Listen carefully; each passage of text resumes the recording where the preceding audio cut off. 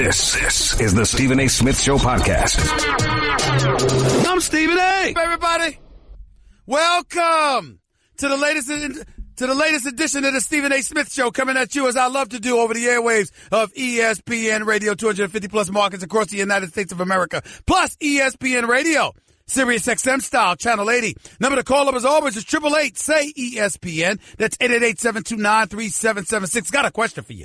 Got a lot of stuff on my mind right now. I know I got NBA free agency to get into. Please don't get me wrong. I know I got NFL to get into with Tom Brady suddenly speaking Spanish, with Michael Bennett calling for a halt to national anthem protests, saying it's not necessary to take a knee anymore. That's another subject that I'll get into.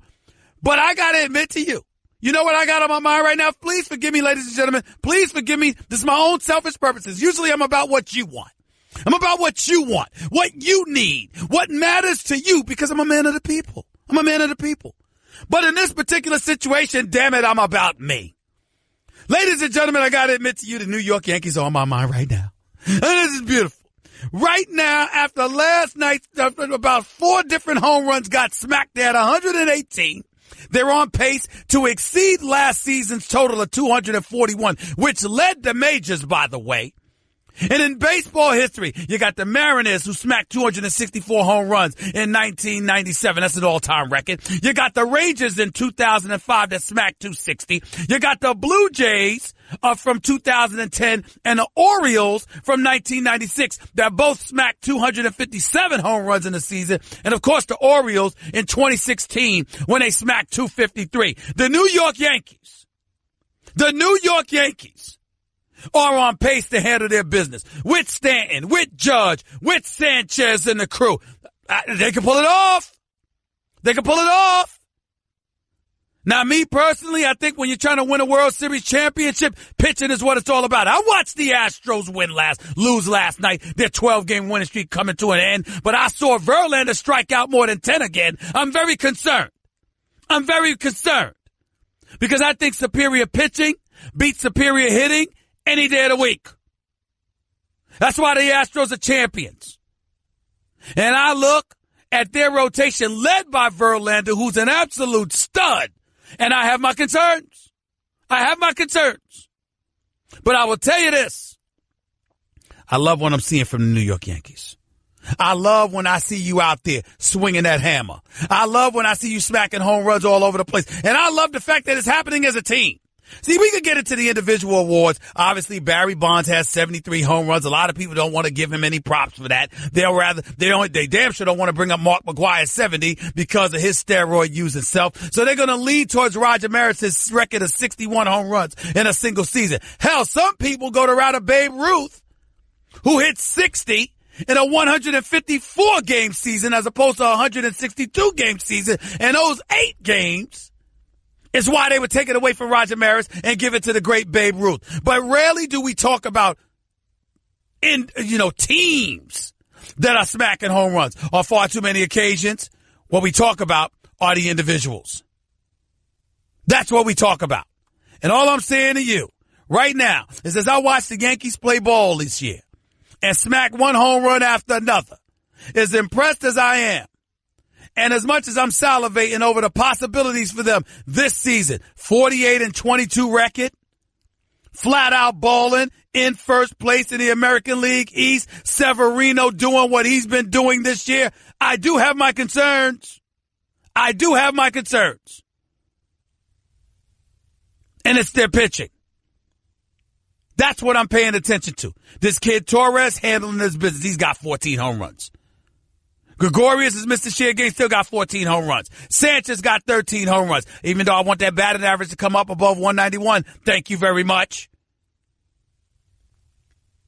I'm looking at Judge with his 18 home runs. I'm looking at Stanton with his 17 home runs. And the fact that they're both batting over 250, I'm pleased.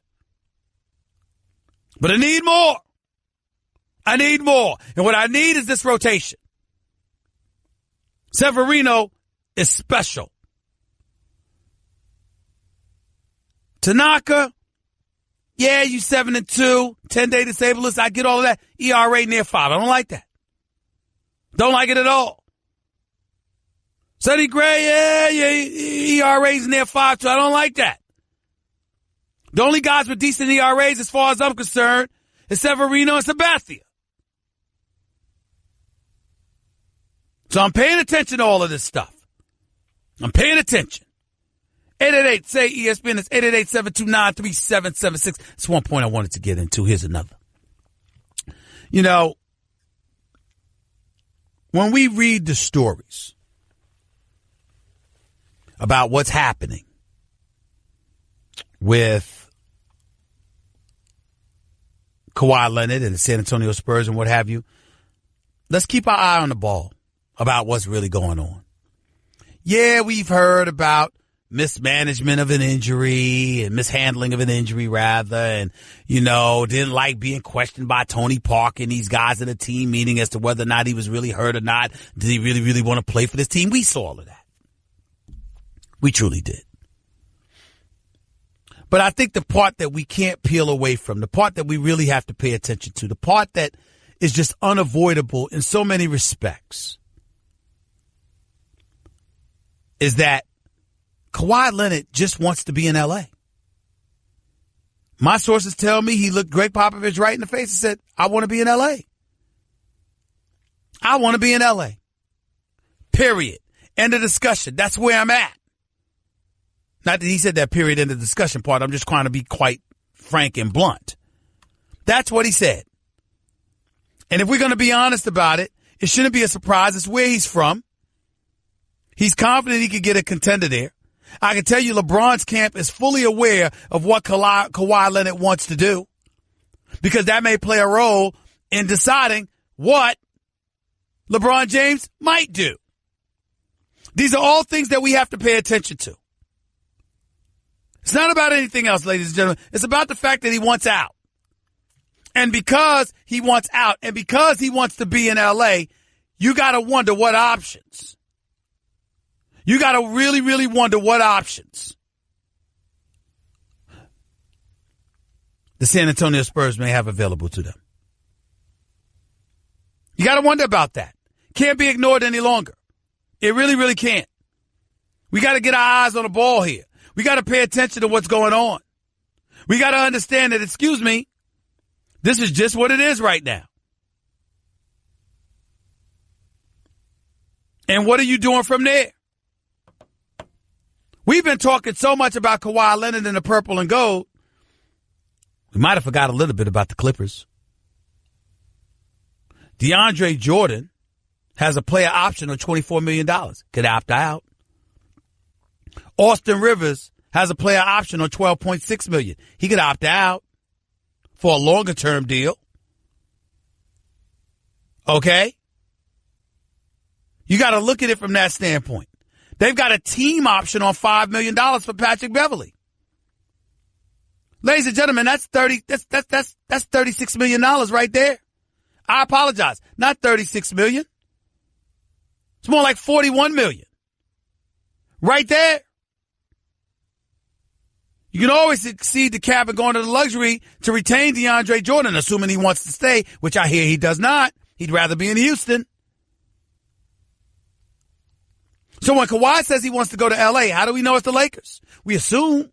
We believe. We prognosticate. We weigh the pros and cons, and I tell you it's the purple and gold and it's Laker Nation. This is Kawhi Leonard we're talking about here. His brother could work for the CIA. He ain't got anything to say to anybody. He's as quiet as a mouse. We don't know what they're talking about here. We don't know whether they're talking about the Lakers or the Clippers. And why do I even bring up the Clippers and its relevancy? Because I'm thinking about Jerry West. That's why. I'm thinking about Jerry West and the magic he has willed. And if you're in the city of Angels, the city of Los Angeles, I got news for you. You're paying attention to that. Do you know why? Because he's Jerry West. That's why. He's a consultant. He's not making the decisions. The official responsibilities falls on the shoulder of owner Steve Ballmore, executive VP Lawrence Frank, former head coach of the NBA, and current head coach of the Clippers, Doc Rivers. But if you think for 1 second that Jerry West, the Jerry West, doesn't have the ability to maneuver through this terrain, to make things happen, to find a way, to pull something off, you don't know Jerry West. And by the way, let's talk about another competitive element that we haven't thought about. Has anybody thought about Jerry West going up against Irvin Magic Johnson? Has anybody paid attention to that? Let me give y'all a background story, which may or may not be validated or authenticated, but damn it, I'm telling you it's the truth. I ain't asking, and I ain't guessing. Years ago, let me speak to the departure of a Jerry West from the city of Los Angeles, specifically the Los Angeles Lakers organization, as you all know. Long before he arrived in Memphis, before he ultimately arrived with the Golden State Warriors as a consultant, before coming back to L.A. as a consultant under Steve Ballmer for the Los Angeles Clippers, Jerry West was considered arguably the greatest mind we had ever seen in basketball annals as an executive this side of Red Auerbach. Jerry West built teams. I remember one time with the Lakers. Remember that year they had Nick Van Exel and Eddie Jones and Eldon Campbell and all these guys. And Jerry West was in tears because of how these boys balled and had overachieved and exceeded expectation. This is before they got Shaquille O'Neal. It's before they drafted Kobe Bryant, even though Charlotte drafted Kobe Bryant and then they got him and pushed Vlade Divac out the door in favor of Kobe Bryant, obviously. This is before all of that transpired. Let me be very, very clear about what I'm about to say. Remember that? Well, around that time, Jerry West pulled off a heist for the ages. He got Shaquille O'Neal away from Orlando like a thief in the night. Unbeknownst to a lot of people, Dr. Buss, from what I've been told, promised Jerry West $1 million bonus. And once Jerry West delivered Shaquille O'Neal, because that was the bonus, in other words, you deliver him, oh God, I'll do this for you. Once he delivered Shaquille O'Neal, Dr. Buss initially reneged on that proposal. And it infuriated Jerry West. Now, $1 million is not chump change, but at the same time, it's not going to make or break you if you're a high-ranking executive in the NBA, even back in the 90s. But to Jerry West, it wasn't about that. It was about the principle. You shook the man's hand. You gave him your word. And you reneged. Now, I'm sure there are other things that happens while you're working for a particular organization. I'm sure there are other things that may have happened as it pertained to Jerry West and the Lakers or whatever. But I know that happened. That definitely happened. And as a result, he was looking to move on.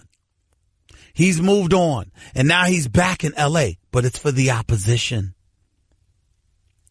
And as much as this man respects Magic Johnson and reveres his accomplishments and what he brought to the Lakers franchise, do you really think that Jerry West is standing idly by, looking forward to watching the Lakers resurrected while his Los Angeles Clippers appear to be close to nothing? You really, really think that's happening? You really think he's not working behind the scenes to try to pull something off?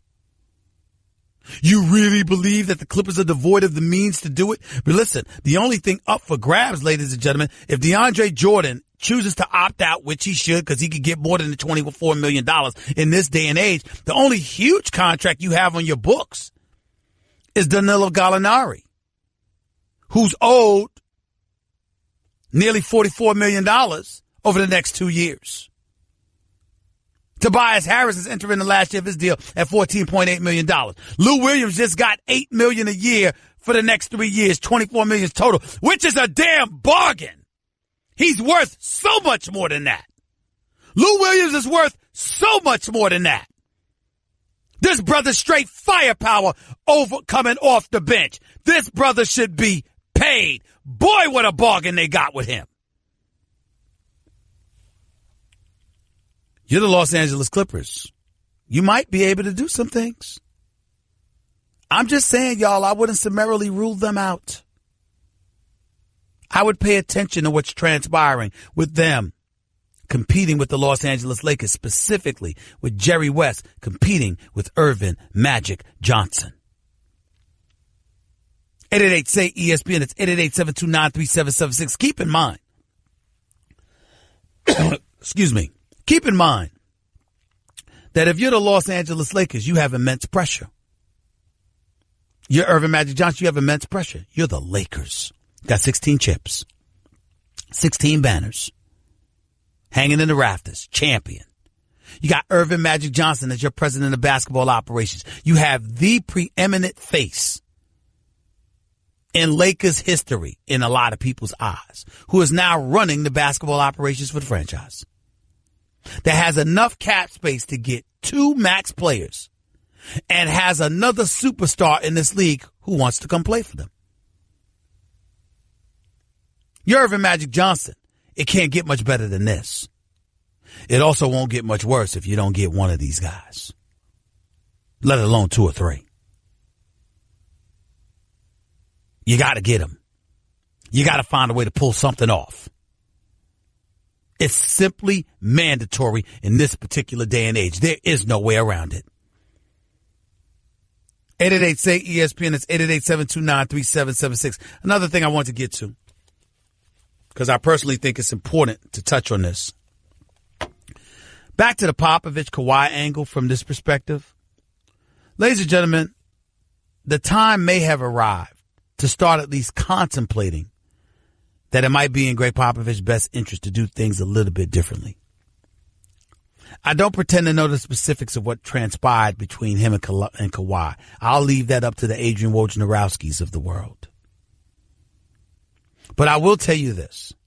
Kawhi Leonard is a different beast than what you're accustomed to dealing with in terms of the Tim Duncans, the David Robinsons, the Manu Ginobilis, Tony Parkers of the world. They all bought in.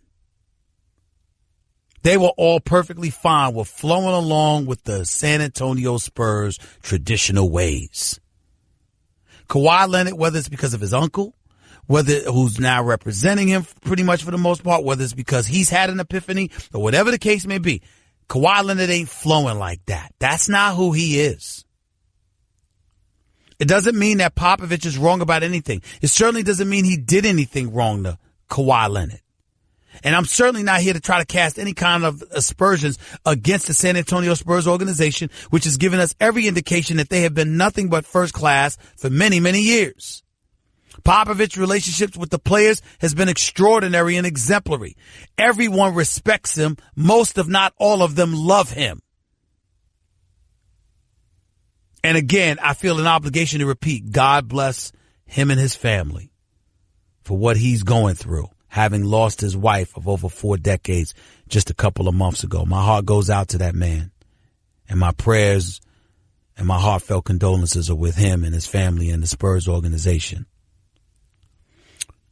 But it is important to recognize that Kawhi Leonard wants out. And we have to start asking the question as to whether or not the time has arrived for the Spurs to sort of modify their approach a little bit, because you're not dealing with Tim Duncan anymore. As Jeff Van Gundy has said on many occasions, coaches, successful coaches, are ones who have their stars buying into what they're selling. You cannot have a star on the opposite page of you, because if that happens, it hurts everybody.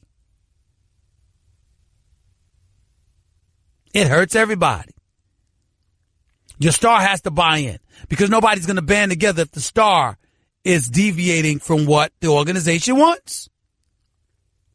It's not going to happen.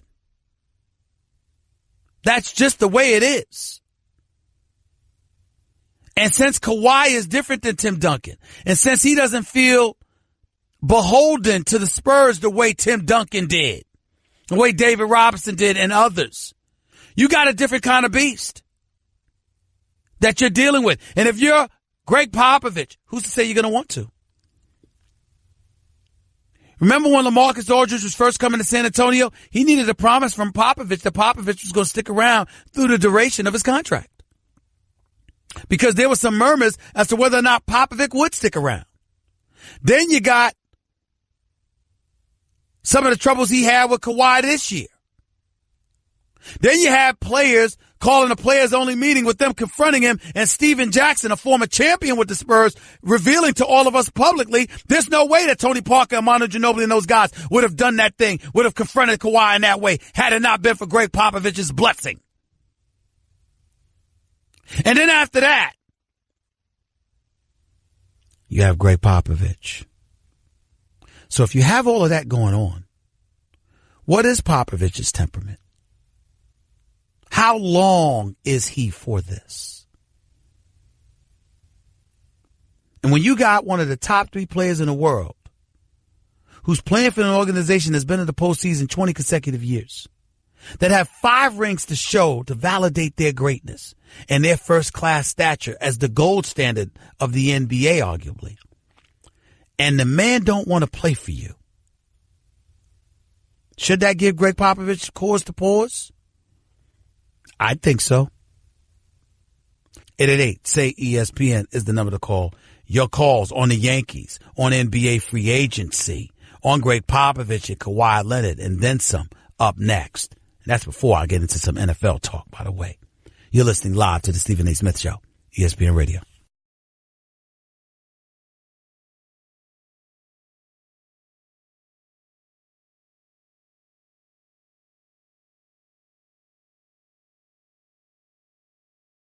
Everyone in the neighborhood knew about Bobby. Bobby, the basketball boy, they called him. Bobby wanted to go pro someday, so he was always out in the driveway shooting hoops. But one day, his mom came out and told him, "Hey, your wife wants you to take out the trash?" His mom was visiting, and Bobby was a grown man. He had kind of missed his window. Plus, no one had ever seen him actually make a basket.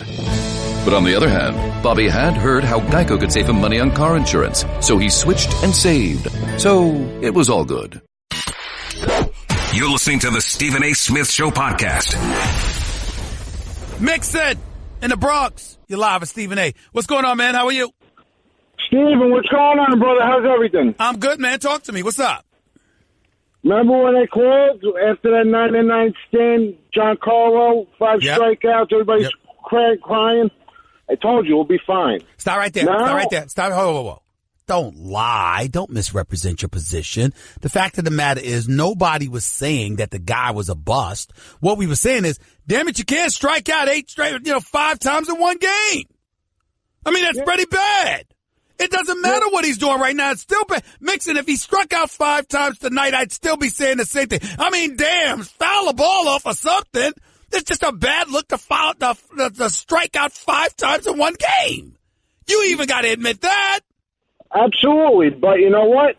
This team, it's one guy after the other pick me up, and you know what? These young kids are amazing. Well, I will tell you this. That's all nice, good, and dandy. But damn it, I'm sniffing a World Series championship here. I'm worried about them damn Astros, okay? But I'm sniffing a world championship here, Mixon. And I'm here to tell you something right now, all right? When you're striking out 5 times in one game, or you got other guys that's picking you up but they're young, how confident is that going to be for you when you're going up against experienced championship caliber pitching come postseason time? Come on now. You know your baseball, Gotcha. Mixon. Come on. Gotcha. All right, go ahead, buddy. So I'm really hoping Scott Perry and these guys get it together, and you know what? I hope they stay true.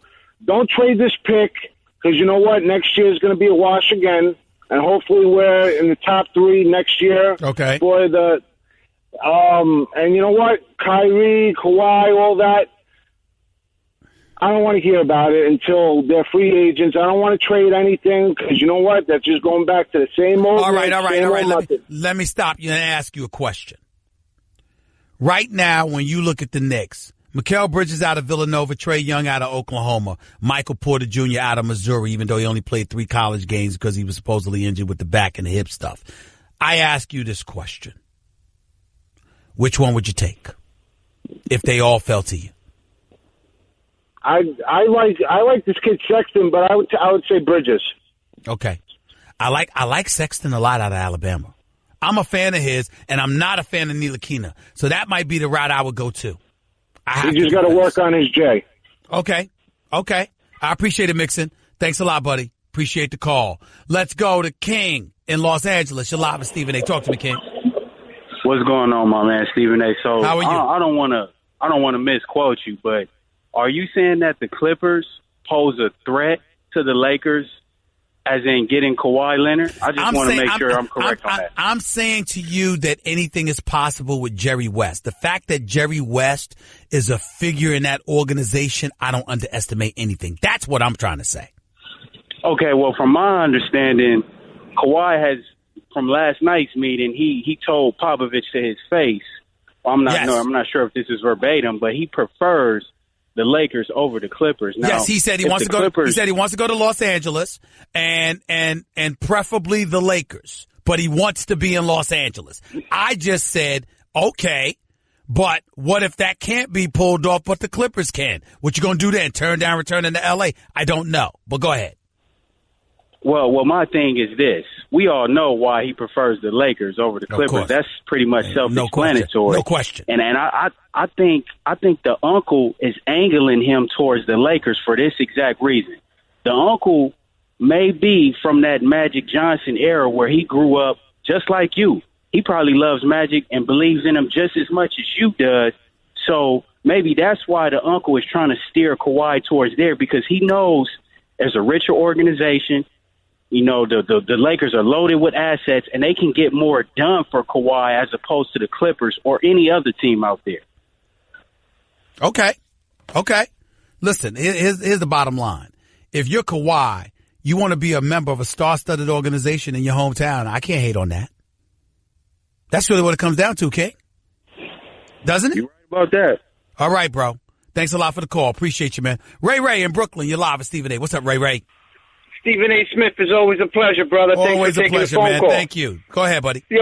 Stephen A., real quick, at the morning time, the gas station that I go to, Rob, they always, they got this thing called gas station TV, right? Yeah, Stephen I see A., it. they got this.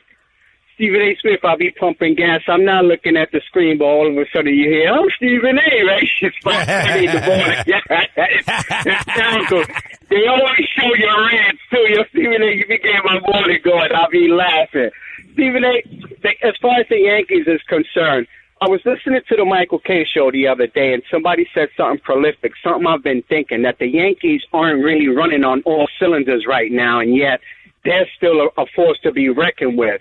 Okay. They mentioned about the Red Sox being on all cylinders right now, and the only way they can really go is down unless they do some changes as it pertains to pitching or whatever.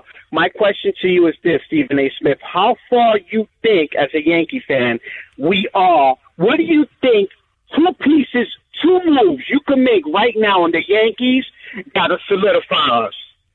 I think you need an ace the caliber of Verlander. I don't know who that is. I wish you could get a Max Scherzer from the Nationals. I would love for something like that to happen. I just want somebody the caliber of Verlander in that rotation with Severino and those boys. And I would give anything if the Yankees, despite how loaded they are, if they got somebody like Mike Trout, which won't happen. Yeah, but if you're asking me for my fantasy, I would tell you a Scherzer and Trout. Yeah, that should put us right over everything, right? That's right. Because here's my thing with the Yankees.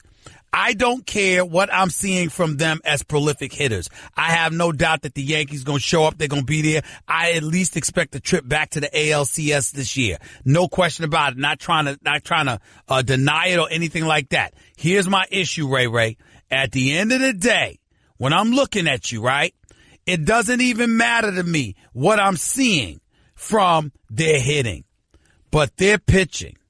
With Verlander and Keuchel and these boys and Cole. Listen, you got a 3-headed monster in Houston that's going to be there waiting for you come postseason. That's my 100%. Concern. That's my concern. That's my concern. And then when you look at these ERAs, Verlander's got a 1.60 ERA, man. 1.60. Now, Keuchel's been struggling. We understand that. Cole's at 2.59. 2.59. I'm just looking at them right now, and I'm saying they're going to be in the way. They're the reigning, defending World Series champions for a reason, Ray. They're going to be in the way. 100%. And it's not like the Mariners is going to do the job for us. We're going to have to do it. I'm not worried about anybody in the National League. I'm not worried about anybody else in the American League. I'm worried about the Houston Astros. I'm worried about one team. As a Yankee fan, I'm worried about one team. One. And that's it. I ain't worried about no damn Dodgers. I ain't worried about no Red Sox. I'm not worried about Cleveland. I'm not worried about Seattle or anybody else. I'm worried about one team. What? Those are reigning, defending World Series champion Houston Rockets. Or Houston Astros, I'm sorry. That's who I'm worried about. That's it, Ray. Nobody else.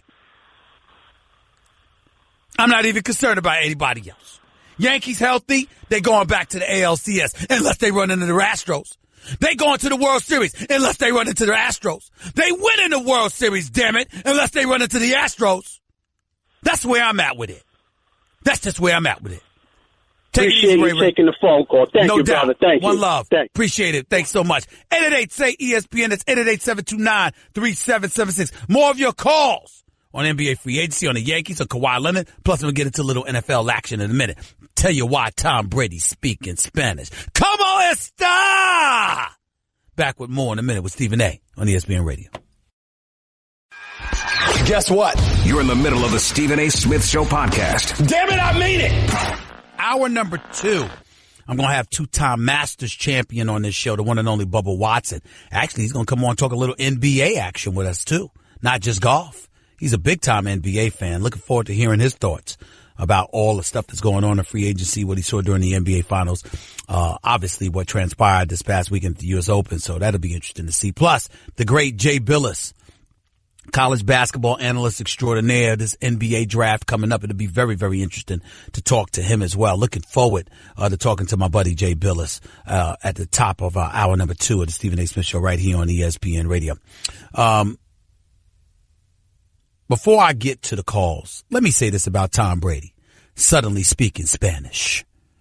You know, number 45. Reminding everybody that he's planning on playing until he's 45. Well, that's nice that he reminded us. Seemed to deviate from that a little bit for a little while. You chirping about playing until 45 until Garoppolo gets traded. Then after he gets traded, here you are making noise about something totally different. Doesn't work that way. Tom Brady doesn't get a pass on that. We should hear 45 out of your mouth every damn day. Because the Patriots gave up Jimmy Garoppolo so you could be secure in your position. Not that you don't deserve it. 5-time champion, just finished throwing for 500 yards in the Super Bowl. At age 40, you big time. But damn it, they did it.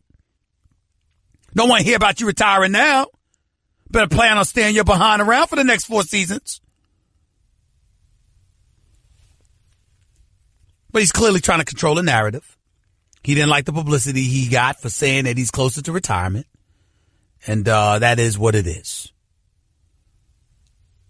Him and Belichick clearly ain't on the same page, though. Tom Brady's more of a maverick these days than ever before. Don't blame him, though. I'd be, too. It's time Belichick start kissing his ring a little bit. Belichick's not like Belichick had success without the man. 888-SAY-ESPN. It's 888-729-3776. Javan in Jersey. You're live with Stephen A. What's up? Good afternoon, sir. How are you? I'm all right. Go ahead, buddy. Hey, man, I need to just get straight to it. I'm a diehard Packers fan. Diehard. Yep. I need to know honestly if you think that bad man got a real chance this year. And of what? I also wanted to know of what? What a you real mean? chance of a real chance of what? I want to know if you think we got a chance to get to that dance this year. Oh, the if you Super really Bowl. think he Well, got a listen, shot. man. First of all, if you're going to get to the point, you got to make your questions clear. You on national radio in front of the national audience. You got to make sure I know what you're asking. No, I don't think they have a chance because they don't have much of a team around them. Aaron Rodgers is the greatest quarterback I've ever seen, but I don't think he has enough around him, and that's my problem. What's your second question? Okay. Do you feel that we fixed our secondary with this NFL draft? I don't know. I got to see them play. I'm in no position to answer that question until I see these brothers perform. All right. That's where I'm at with it. Appreciate you. Thank you so much. Let's go to Tony in West Palm. You're live with Stephen A. What's up? ¿Cómo estás, Stephen A. Smith? ¿Cómo está? ¿Cómo está? What's up, man? Just a quick question, man. You know in the league how you do. Could you see a scenario where let's say San Antonio, Portland, and Charlotte get into a three-way trade talk, and Leonard over to the Portland Trailblazers, Kemba over to the Spurs, and Charlotte picking up, let's say, C.J. McCollum, and they deal with all the picks and whatever, and send a couple things here and there. Could you see it? No. I think that's too much. I think it's too much to expect right now. I think everybody's trying to figure stuff out. But it's good that Kawhi let Popovich and them know this before the draft, because the draft is where a lot of wheeling and dealing goes on, and obviously people are in a better position to make things happen. And I think that's what you got to pay attention to. But I appreciate the call, Tony. Thank you so much. Rob, you're live with Stephen A. Go ahead. Real quick, Rob. What's up, Stephen A? I think I like Kawhi Leonard going to L.A. He's got time. He's got crafty players over there in L.A. that, with his experience, his knowledge, his chips, he could help develop Kuzma and Ingram. They'll only get better with with Kawhi being on the squad. And as far as the Knicks, Stephen A., what you think about how are we ever going to get a superstar here? Listen, you're going to have a chance next summer, and I appreciate the call, Rob, because I got to get ready to go. But you got a chance next summer. I mean, you got Klay Thompson, who's not a superstar, but he's a star. You got Kyrie Irving, okay? You got Jimmy Butler. You possibly might even have Kevin Durant available in the free agency. You know what? You got to make it attractive enough. Listen, these guys make money no matter where they go. They're marketable in the age and the advent of social media no matter where they are. And on top of it all, they don't have to deal with the microscopic media attention in New York that comes with being in New York. So there's a lot of incentives not to come to New York. And I didn't even bring up James Dolan. Damn. Hour number 2 up next with Stephen A. on ESPN Radio. That's just a sample of what you'll hear on the Stephen A. Smith Show. Weekdays at 1 p.m. Eastern on ESPN Radio and the ESPN app. This is the Stephen A. Smith Show podcast.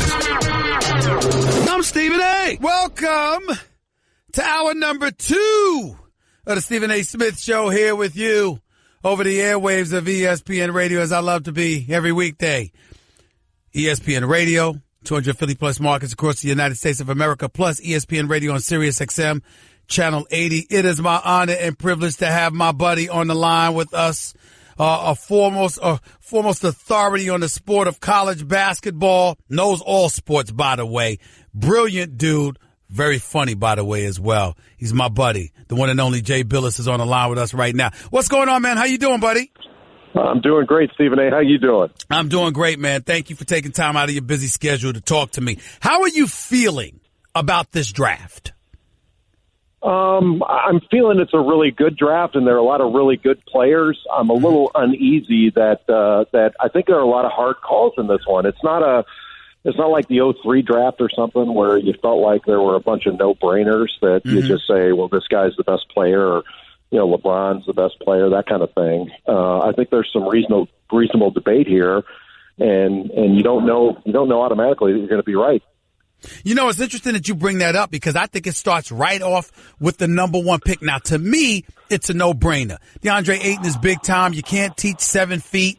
He shot 34% from three-point range, has some moves around the basket. Some people have called them having Shaq-like potential coming out of LSU years ago, even though his defensive prowess is lacking. But he played at Arizona, and Phoenix has the number 1 pick. To me, it should be a surefire bet that he's number 1. What are your thoughts about that, Jay? That's who I'd take number 1. I think Ayton is the best prospect and the best player in the draft. But here's where I'm coming from when I mentioned that before, Stephen A., is that if you had the choice between DeAndre Ayton right now or Steph Curry right now, who would you take? Wow.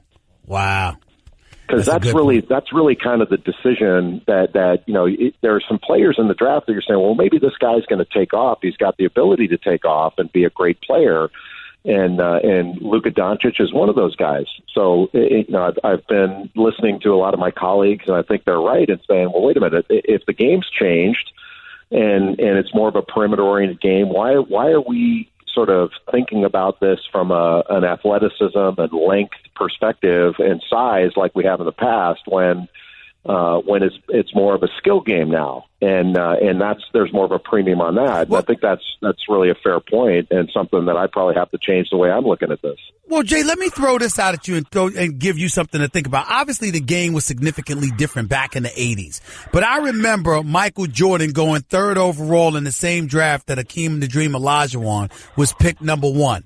Even though Michael Jordan is obviously Michael Jordan, I have never heard one criticism aimed towards the Houston Rockets for Olajuwon being picked number 1, because you can't teach that size and ability to go along with it. I would think that would be a big support position for DeAndre Ayton in this draft. What about you? Yes. And don't get me wrong. I mean, and you're not, but the idea that you have to draft in the year you're in. So this year there are a bunch of big guys at the top of the draft, and just because big guys haven't been valued quite as highly in the last few years because of the way the game's changed, doesn't mean you turn your back on DeAndre Ayton and say, well, I'm going to take Colin Sexton or Trae Young.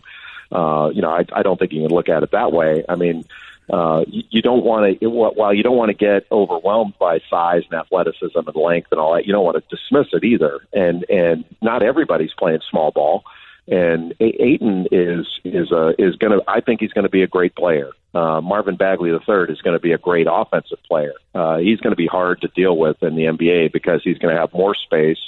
It's more of an up and down game. He can really run. I think he's going to continue to stretch out his range as a shooter. He's not a great free throw shooter, but and hopefully he'll figure it out on the defensive end. But there are a bunch of players in this draft that I think could wind up being really, really good. And even getting down to sort of the middle of the first round or later in the first, like Jerome Robinson for Boston College might be the most complete offensive player in the draft. And I'm a big fan of Aaron Holiday out of UCLA. He's small, but that dude can play. And so we might wind up in 5 years looking back on this draft saying, man, this thing was upside down. How did Aaron Holiday get taken 20th when he was really the sixth best player in the draft or something? Who knows? But there's a lot of value in this draft that we may not see clearly until another 2 or 3 years. The great Jay Bilas right here with Stephen A. on ESPN Radio. Everybody, I mean, when you saw the picks line up, Phoenix gets the number 1 pick, Sacramento gets the number 2, etc. First thing people were thinking was Ayton, and then they went to Luka Doncic, and they were talking about he would definitely be the number 2 pick overall. Now we're hearing he might slide to as low as 4th or 5th in the draft. What do you know about this kid? What can you tell us about his game and what kind of consideration he's worthy of? He's the most accomplished European teenager ever. There's nobody that's played at that level and played as successfully at this age.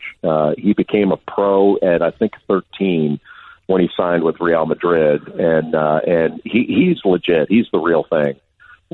He can really play. He's not like a superior athlete. He's not going to out athlete anybody in the NBA.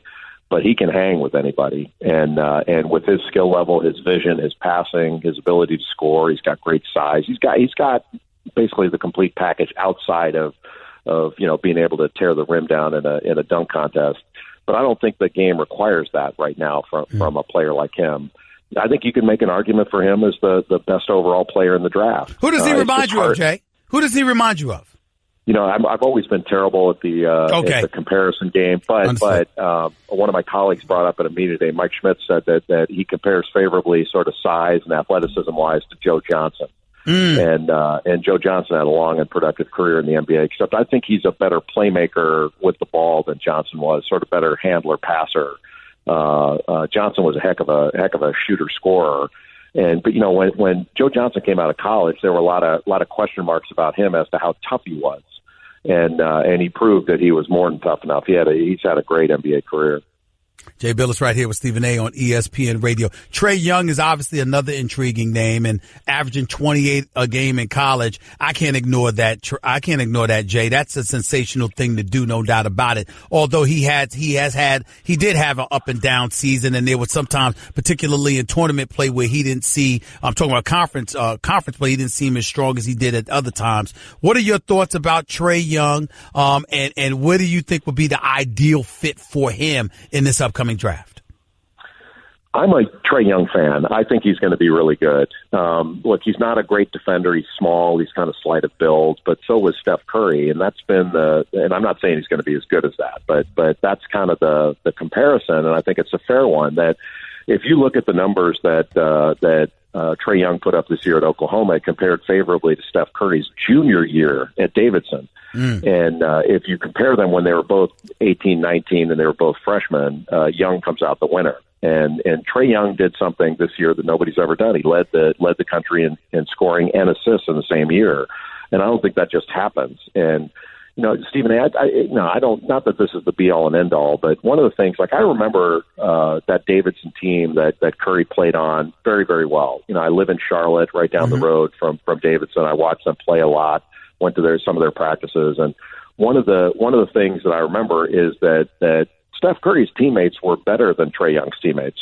Like he actually played on a better college team, and Trae Young carried a much bigger load as far as the responsibility that he had on every play than I think Steph Curry did, even when he was a junior or sophomore. So that's not an excuse for some of the sort of as you put it, the ups and downs that he had. But his ups were pretty up, and if you assume or presume that his shot selection is going to get better as he gets older, and he'll do a better job with that. When he took good shots, he made a really high percentage of them, and so I think he's legit. I do worry a little bit. Is he going to get bullied on the defensive end a little bit? I think smaller guards make it at a higher rate now than they did 10 years ago.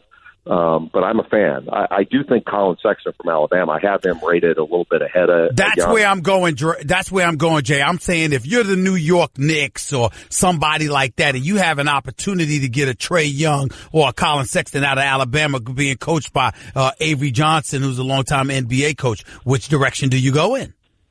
That's going to be the most difficult question for somebody who's going to take a guard is how do you value Colin Sexton versus Trae Young versus Shai Gilgeous-Alexander of Kentucky, who's bigger, longer, a little bit more athletic. Well, he may not be more athletic than he's not more athletic than Colin Sexton, but maybe more athletic than Trae.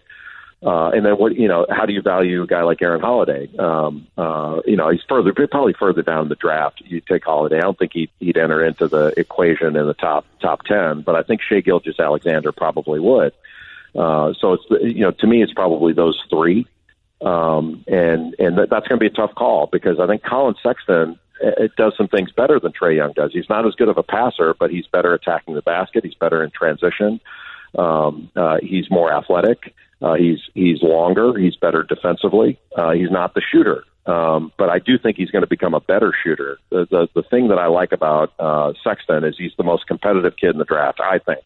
At least he's right there. There's nobody more competitive than he is, and I think he's going to work to get better. And he shoots. I don't have numbers in front of me, but I think he shoots 78% from the free throw line, and that means he's going to become a better shooter. You're talking about Sexton? Sexton, yeah, he shoots a good percentage, so I think he'll be a better shooter. I think he can improve in that regard. You know what? One of the other guys I wanted to talk to you about is this guy, Michael Porter Jr. Now, listen, I know he's a big-time player coming out of high school. He only played 3 games at Missouri last year. Back and hip injuries because of it. That's why he didn't play. But you've got folks saying that, you know what, if he's at number 8, Cleveland's going to grab him. They've got to grab him, et cetera, et cetera. What is it about Michael Porter Jr., good or bad? Talk to me about this guy. What don't we know about him? The only thing we don't know about him is his health. Porter Jr. was the number 1 player in his class before Marvin Bagley reclassified, and he is actually regarded higher than DeAndre Ayton in high school. Wow. Best big man shooter in the draft, and it's not a close call. He can really shoot it. Beautiful form, really good range, rises up quickly, high release, everything you want. All the X and O stuff. Fluid athlete. He's got the complete package. Very, very skilled. There were some questions about him in high school about, how tough is he? He was homeschooled. Does he play well with others? All that kind of stuff. He's a vegetarian and like, how's that going to factor? Like, that matters, as far as his health is concerned. Mm-hmm. The only thing that matters to me would be, like, he's got the talent of a number 1 overall pick, even this year. But it's all about his medical. So if the doctors were to say, hey, listen, we red flag him, we don't believe in his back, we think it's a long-term problem, then I would stay away from him. Right. At some point in the draft, then the risk becomes acceptable for that level of talent. The last guy I remember that you're saying, wait a minute, where does this go is Brandon Roy. Because, I thought he was the second best player the year he came out, but there were questions about his knees and how long he would last. And it turned out he didn't last that long. He lasted 6-7 years, something like that. And they were really productive 6-7 years. He was great when he was playing. He was special. But I don't know I don't know the right spot. I can tell you that I have Michael Porter Jr. rated number 7 in this draft, and I can't really explain why, because his talent is 1 or 2. But if his medical's so bad, I wouldn't even have him number 7. I'm just it's almost like I arbitrarily picked that because it felt right. But I don't have any reading because I haven't seen his medical. I don't know. I don't know what it says. So I don't know where to come out on that one. It's just a eye of the beholder thing, really. Jay Bilas right here with Stephen A. on ESPN Radio. New York Knicks have the number 9 pick. I'm a New York Knicks fan. That's why I'm asking you about them. I've heard about Mikal Bridges out of Villanova. You hear about Sexton. You hear about Trae Young. Now I'm hearing about this kid, Kevin Knox, out of Kentucky. He's only 18. Would that be a good pick for the Knicks? I think it could be. I think he's one of the more undervalued players in the draft that you're not hearing as much about. I think there's been more talk about him lately. But Kevin Knox has size and length. He's a terrific athlete, and he can really shoot it. He's an excellent shooter. He can shoot off the dribble. He can shoot the range. He can post up. It comes off screens. I mean, he's really, really good. It's funny, Stephen, I was not that high on him early in the season when I'd watch him play because he looked a little sleepy out there. I wasn't sure he could take over. He was assertive. And then I saw him at West Virginia. I was on the game at West Virginia with Dan Schulman, and Kentucky was on their way to get blown out in that game. They were going to get crushed. And he turned it on, had 34, and I don't want to say single-handedly, but it was just about single-handedly won that game. And we walked out of there, and Dan Schulman looked at me and said, lottery pick. And I was like, well, I don't know. And then the more I thought about it, I was like, you know what, Schulman's right. That dude's a lottery pick. And I think he's going to be tomorrow night. Jay Bilas right here with Stephen A. on ESPN Radio. Just a couple more questions, Jay, before I let you go. In this draft, who might be this year's Donovan Mitchell? Somebody that's just gifted and special, but somehow, some way gets picked like 13th. Who's that guy? It could be Knox, who we were just talking about. It could be somebody like that. It could be Aaron Holiday that we've talked about a little bit. That flies under the radar a little bit, but he's a really good athlete. He's long armed. He can really score. He's going to go, in the middle of the draft, go to a team that has a need. I think it's less likely at the top of the draft is, where you go into a team, or even at the bottom of the first round, where you go into a team that's already established. You're not going to find as many players like that. But some of these guys are NBA ready. Like, last year, Jason Tatum did such a good job, and Donovan Mitchell. I didn't anticipate Donovan. I knew he was going to be good. I remember, like after the draft last year, Quinn Snyder and I talked, and we were teammates in college. And he was asking me, what do you think of Mitchell? I said, I think he's really good. And I remember Quinn saying, well, we think he can be like Russell Westbrook. And I was like, holy cow, really? And they were right. He can be that way and was that last year. So they saw something in him that not everybody else saw. And that's really what this draft is all about is finding somebody that you really like and believe in, that you think can play, and letting them go do it. Real quick, this guy, Lonnie Walker out of Miami, this 6'5" shooting guard. What are your thoughts about him? I'm hearing a lot about him too. Yeah, best hair in the draft. He's from Reading. He's from Reading, Pennsylvania. Okay. Just the sweetest kid you're ever going to meet. I think rather than watch play video games or something, he's watching Animal Planet. And great kid, really smart. He can shoot it. He is very, very athletic. Hit a few game winners this year.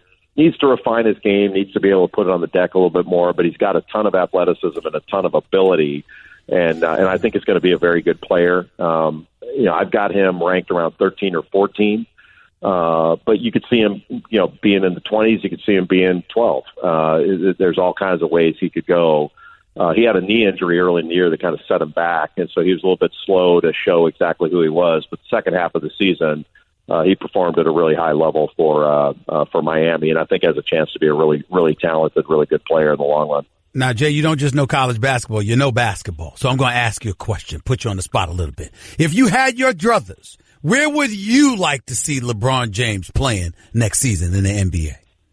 Well, growing up in Southern California, I wouldn't mind seeing him with the Lakers. I was a huge Laker fan growing up. But, you know what I'd like to see, Stephen A., honestly, is I'm so glad that I grew, that I've been alive in the age of, like, I lived through Jack Nicklaus and Tiger Woods. I lived through Michael Jordan and LeBron James. And I'm really grateful to have covered LeBron when he was in high school and been able to watch him all these years. And I don't want this to sound Pollyanna, but I would like him to do what makes him happy. Like, he's given 15 years in the league, and he gave all those years to Cleveland, sort of his hometown, brought him a championship that they've never had. He has been exemplary in his behavior. He's been exemplary in his professionalism. There is nothing to complain. The only thing you could possibly reasonably complain about with LeBron is to say, well, I didn't really like the decision thing. He shouldn't have been on TV for that. That's it. Everything else he's done exactly right. And I'd like to see him do what he wants to do and have, if it's even possible, have people go, you know what, he deserves it. Because I don't know of any player in the league that's more deserving of doing what he wants to do than LeBron James. You know, I've said this to people on many occasions, and I want to see if you agree with me about this or not. You know, usually you got to be, you're chronicling something. It's like me, I love soap operas, so I'm like, listen, the stars are going to live, but when they get shot, you're still watching. I mean, the bottom line is you got to record the stuff and chronicle stuff as it's going on, but make no mistake about it. When you talk about a guy like LeBron James, you got to be thankful that you've had the opportunity to watch him all of these years. And the greatest thing he's given us, more so than his greatness on the basketball court, is that knowing the greatness and knowing the responsibility that comes along with it, he's never cheated us. He's never cheated us. He shows up. That's what best athlete I've ever seen. Best athlete in anything. I think he may be the best athlete that's ever lived. I mean, he's an amazing. He's like a machine, but I know he's not. Just an amazing player, amazing guy. You don't have him over Jordan as a player, though, do you? I'm not ready to go there yet. Okay. But they're on. Let's put it this way: they're on the same shelf. Yes, they are. Appreciate you, Jay Bilas. Thanks so much, boy. Looking forward to watching you during the draft, man. Thank you. Well, you're on that same shelf, too, Stephen A. Great to hear with you. Thank you, buddy. You take it easy. The great Jay Bilas right here with Stephen A. on ESPN Radio. 888-SAY-ESPN. That's 888-729-3776. He'll be covering the draft for ESPN. Does an outstanding job. That's the first time Jay Bilas and I actually had the pleasure of working with one another when we were on the panel for the NBA draft together about a decade ago. Plus, obviously, I've shown up with him a couple of times for college basketball game day with him, Jay Williams, Coach Greenberg, and Reese Davis, and these guys. They're just phenomenal. They know what they're doing. They know what they're talking about, and they're absolute pleasures to work with. Just class personified across the board. And they really, really know their stuff. I love all of those guys, and obviously, especially Jay. Bubba Watson's coming up next. Two-time Masters champion extraordinaire. You are listening live to the Stephen A. Smith Show, ESPN Radio. I'm a one-trick pony, literally. I show up at kids' parties and act cute. That's pretty much it. So excuse me for being bitter when Geico says not only could we save you money on car insurance, but we do more. Like give you 24/7 access online, over the phone, or even via our award-winning mobile app. Well, ooh la la, aren't they multi-talented? Hey, I said organic carrots. Geico. Expect great savings and a whole lot more. You're listening to the Stephen A. Smith Show podcast. Welcome back to the Stephen A. Smith Show right here on ESPN Radio. It's my honor and privilege to have my next guest on the line. He is a two-time Masters champion, joining us on behalf of the Travelers Championship, which takes place this weekend at the TPC River Highlands. I'm talking about the one and only Bubba Watson. He's on the line with us right now. Bubba, how are you, buddy? How's everything?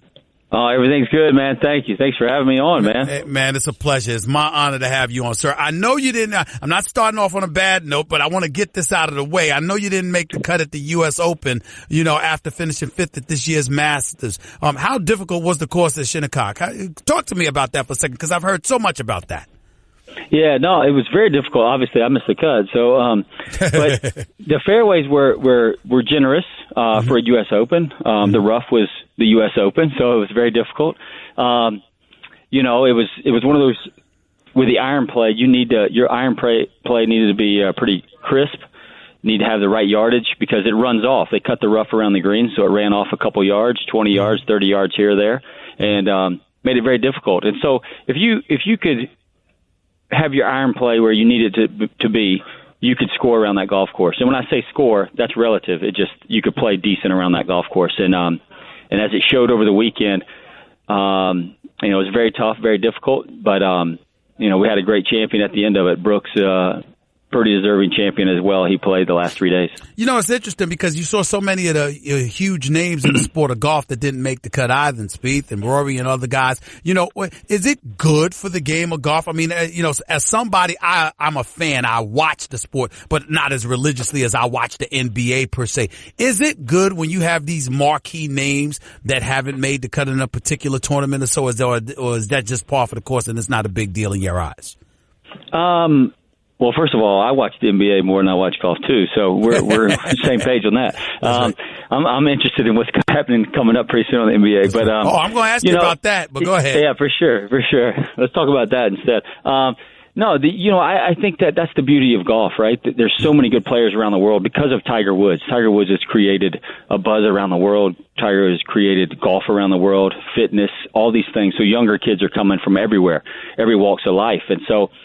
You know, I think it is. And then they're setting up the golf course so difficult. All it takes is one swing, one bad thought in your head, and you miss the cut, and then you come back and win the following week. So it's not like the guys that missed the cut. There's a couple guys that missed the cut that played bad, but you know, a lot of times you miss the cut no matter what tournament it's in. You think you're playing good, and you know you're hitting the ball good. You're just not scoring. There's a lot of things that factor into why you miss the cut or things like that. So you can play good and miss the cut. I've had a couple of times in my career where I've missed the cut and then won the next week. And so, you know, it's not that you're playing bad. It's just the setup and everything just is getting to you. And that week, the golf course is better than you. You brought up Tiger Woods. How are you feeling about him right now? Some of us look at him and say his days of being a regular contender appear to be over, but obviously that might be a bit presumptuous. What do you make about what you've seen of Tiger, and what are your expectations of him moving forward? Well, we got spoiled, right? We had Tiger Woods in front of us, and we got to watch him. And some of the young kids coming out now, they've seen old footage of Tiger, but I got to see it firsthand. And you know, we want it. We want Tiger. We want the roars of Tiger. We want his fist pumps. We want it all, right? That's same as when Michael Jordan, same as LeBron James, Kobe Bryant. I mean, we can sit here and name Jack Nicklaus, Arnold Palmer. We want those to keep playing. We want them never to age, right? Because we want to see greatness. So that's the hard part. First of all, before the surgeries and anything, age will always catch up with you. And then when you're talking about his injuries, that's going to help him or hurt him, you know, a little bit quicker than age, right? And so, you know, we still have the dreams and hopes that we see somebody win the Masters older than Jack, right? Jack, I think, was, 46 when he won? I think it was 46, 47, I remember correctly. Right, and so we want to see Phil, we want to see Tiger, we want to see that fist pump again. We want to see that big smile, shots that nobody can do. And that's what we're all hoping for. We're dreaming for. But to get back to where he was in 2000, I don't see it.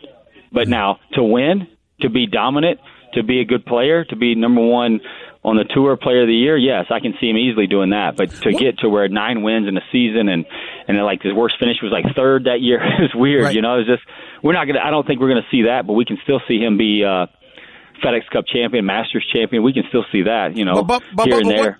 But Bubba, what do you see in terms of the next Tiger winning? Because I'm talking box office appeal. Is there somebody that could ultimately end up being that kind of iconic figure in the world of golf, that you can see that happening down the line because of their personality, because of what they bring to the table, not just on the course of play, but also just the iconic figure that he ended up becoming? Do you see that happening for the sport of golf in the near future? Well, you gotta take into the consideration of his background, right? His culture, his background, where he came from, his dad and his mom, everything about him, right? Yep. It's something we've never seen. It's the Williams sisters in tennis, right? I mean, you know, you can't. How do you produce that? You know, I guess a guy from China, you know, that would make it even crazier, right? I mean, because we just haven't had that in golf. And so, you know, when you look at it from that angle, I don't see it right now, but I see 10 to 15 guys that can make one hero. Does that make sense? Because there's so many young guys right now that they're battling back and forth. You got Ricky one week, you got Jordan Spieth one week, you got McIlroy, you got P. Reed, you got Brooks Koepka, you got Justin Thomas. I mean, all of those. I mean, you got 8 wins in a row, and then they can battle again. You know, so it's, you know, you can. There's so many avenues to go, and right now we're searching. We're searching for that Kobe Bryant after Michael Jordan. We're searching for that LeBron James, that Kevin Durant. But you know, with all that good talent, there's a lot of stories and a lot of things that we get to see and witness, and not just one guy this time. It's multiple of guys. We're talking to two-time Masters champion Bubba Watson right here with Stephen A. on ESPN Radio. How are you feeling about your game going into the Travelers Championship this weekend? Let me ask you about that. I love it. You know, I've been playing well, and if you look at my the history of my career, played well at the Masters. I've got 2 wins already this season. U.S. Open always beats me. So that's nothing new to me. I'm not down on my game by any means because the U.S. Open won. You know, I'm looking forward to it. I've won twice here at the Travelers, so I'm looking forward to the challenge. And the field's the strongest we've ever seen it, playing with McIlroy and Justin Thomas the next 2 days. So it'll be great conversations, and I can try to beat these young kids, you know, show them how to do it. Absolutely. Before I get into my basketball questions, because yes, I'm about to ask Bubba Watson a little bit about basketball, I got to ask you about this whole Phil Mickelson rules violation. Was too much made of that? Was too much made of that in your estimation? Well, I missed the cut, so I wasn't paying attention. I'll be honest. I'm watching. You know what? I'm pulling for Iceland in soccer right now at the World Cup, so that's what I'm focused on. But truthfully, yeah. I mean, it's one of those things we've seen. People get frustrated, and you know, for me, listen, if I would have made the cut, that could have been me. So I might be glad I missed the cut, so nobody could see me chase after a ball and slap it. So. No, I mean, I think, yeah, I mean, it's one of those things. There, you know, we just have a camera on certain guys all the time, so you always see things, but we got to fill airspace. You know how that works. And so they got to write some stories. But no, Phil Mickelson is a great champion. There's no reason to down Phil or, I mean, what he's done for charity dollars and what he's done for the game of golf is quite amazing. So one hiccup is not that big a deal. Now, Bubba Watson, you and I met at the NBA Finals. It was a pleasure meeting you, sir. First of all, I imagine that you were as disappointed as I was that it ended up in a sweep because I like the thrill of sports. I would have preferred the 6 or 7 game series with a bit more suspense. Nevertheless, it is what it is. What are your thoughts now as you look at this, as you look back on this NBA season? What are your thoughts about where LeBron James should end up going, sir, if you had your druthers? Well, if he called me up and asked me for my advice, I would say stay in Cleveland, just because of what he means for Cleveland, what he means for Akron, what he means for that whole state. You know, going away and coming back and delivering a championship. Obviously, as everybody knows, it's not just him; it's the people around him. But he said he wanted to deliver a championship, and he did it. He put the team on his back. Look at this year. This year was scary. It looked like they might not make the playoffs, and they did some in-house changing, and they traded some people away, and somehow he got better. And this is the first time he's ever played every single game, never set out. He got better. His numbers all around the board were better. So I'd like for him to stay in Cleveland just to show that city some love and what they've showed him love over the years. But from the other aspect, yeah, I wanted something besides a sweep. But Kevin Durant, I mean, look at that firepower they have. Yep. And I think when those contracts end, as we know, when those contracts start ending and agents get involved, you know, that team's going to break up probably pretty quick. But it was nice to see him. Nice to see him do that. And Kevin was lights out those games in Cleveland. You know, I can see where LeBron could go a lot of places, but I don't want him to. LA, me as a fan, right? Me as a fan, I mean, Houston, we can see that where they could fit. You know, some people can move and go to LA, and he could go to LA. But again, like I said, if he was calling me, I mean, because he moved from Miami back to Cleveland, I moved from where I was back to Pensacola, Florida. I say, if he can go back home, I'm mature enough to go back home and help my city just like he is. And so I got you. You know, I used him as an example for me to go back home, to help a city, to be a part of a city that I was born and raised in. So, you know, I love what LeBron's doing, but I really wish he would stay. You know, again, if he's asking me, but the NBA, it's so appealing right now. I love it. My wife played in the WNBA.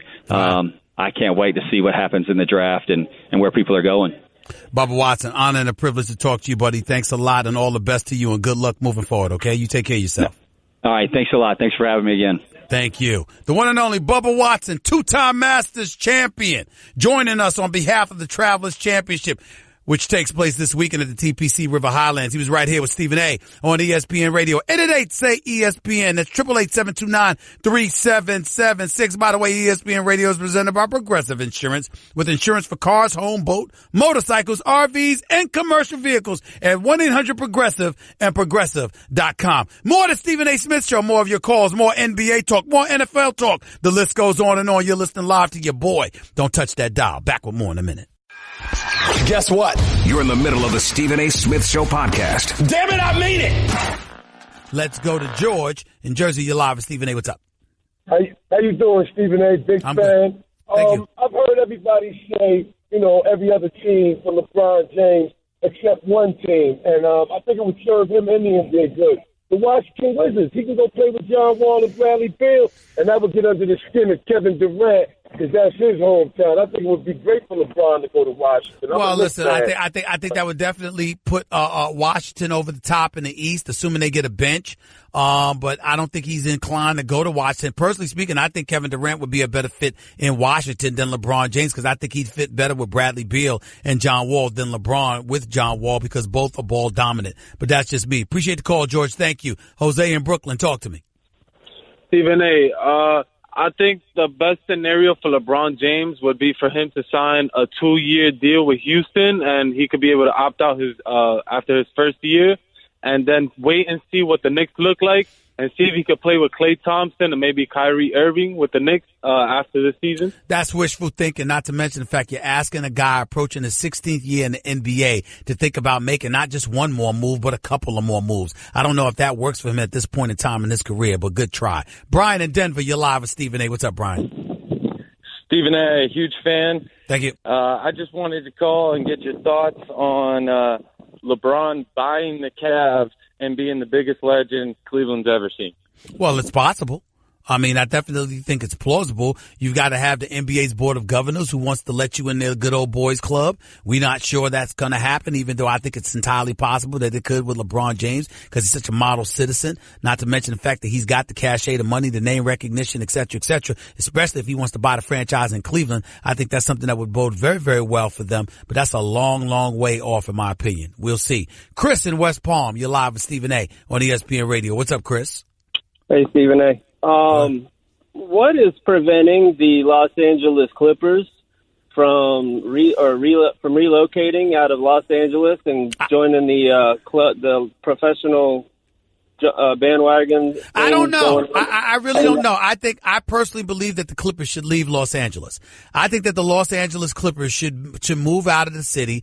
Even though they've got some fans, the bottom line is they'll never be Laker Nation. LA is Laker Nation. I personally wouldn't mind Steve Ballmer taking the Clippers and moving the team to Seattle.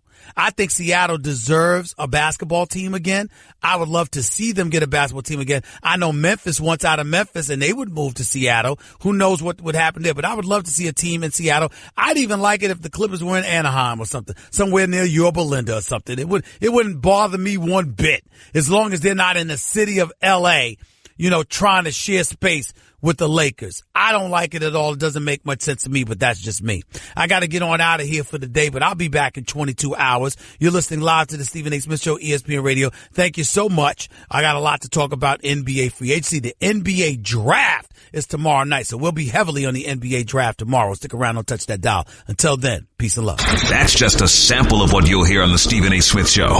Weekdays at 1 p.m. Eastern on ESPN Radio and the ESPN app.